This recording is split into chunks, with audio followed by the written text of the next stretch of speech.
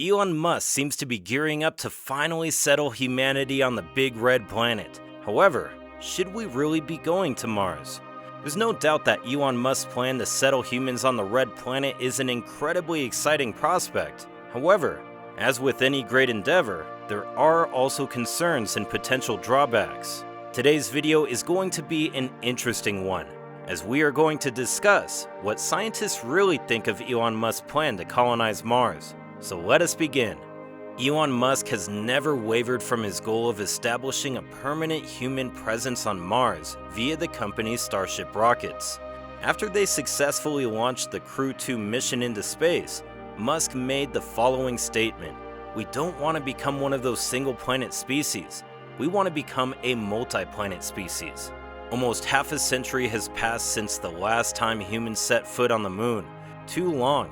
We need to return and establish a lunar outpost, something substantial enough to warrant human settlement, and then establish a settlement there in order to evolve into spacefaring culture and a species that can thrive on multiple planets, Musk added. SpaceX's development site in Boca Chica, Texas, is home to the massive stainless steel rocket known as Starship. The primary objective of a single planet is to transport goods and people on interplanetary expeditions to the Moon and Mars. The current Starship prototypes are about as tall as 150 feet and are propelled by a trio of Raptor rocket engines.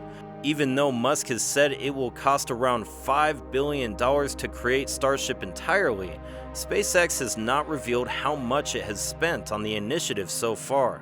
SpaceX is one of the most valuable private corporations in the world, having raised a staggering $74 billion in recent years to support its Starship and Starlink projects. In addition, NASA awarded SpaceX a $2.9 billion contract in 2021 to assist in the space agency's goal of landing humans on the moon, with the first crewed mission scheduled for 2024. Even though it's been a costly endeavor, the company's Starship has undergone numerous successful test flights, but the past 4 high-altitude landing attempts have all ended in horrific explosions. SpaceX considers the test flights successful since they were able to learn from the destruction of the prototypes and move closer to developing a completely reusable rocket. To a certain extent, SpaceX's current Falcon rocket fleet is recyclable. Yet Musk believes Starship will revolutionize space travel, making it more like commercial air travel.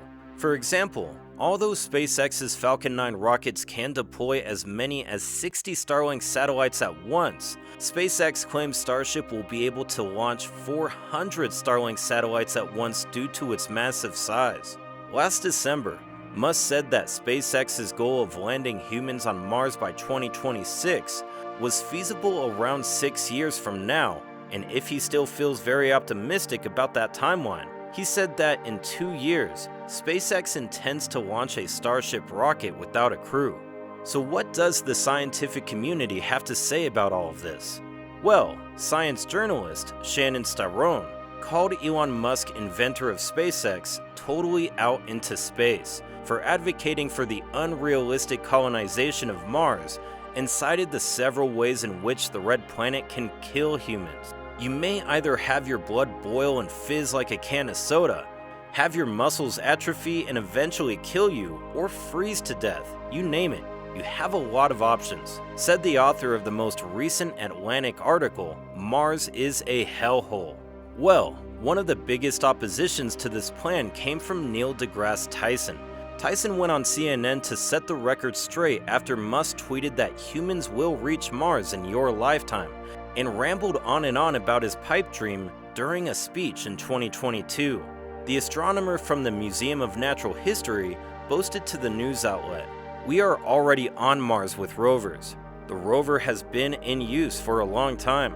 This robotic presence has taught Earthlings about Mars's harsh, arid, and freezing climate, which, as Tyson has already mentioned, would be extremely uncomfortable to dwell in." He joked, "Antarctica is balmier and wetter than any area on Mars," adding, "But nobody is lining up to build condos in Antarctica." Tyson has stated that he is all in on a Mars terraforming project, if it is truly proposed by the CEO of SpaceX and Tesla, despite the fact that it will cost an unfathomable amount of billions or trillions of dollars if the technology is available.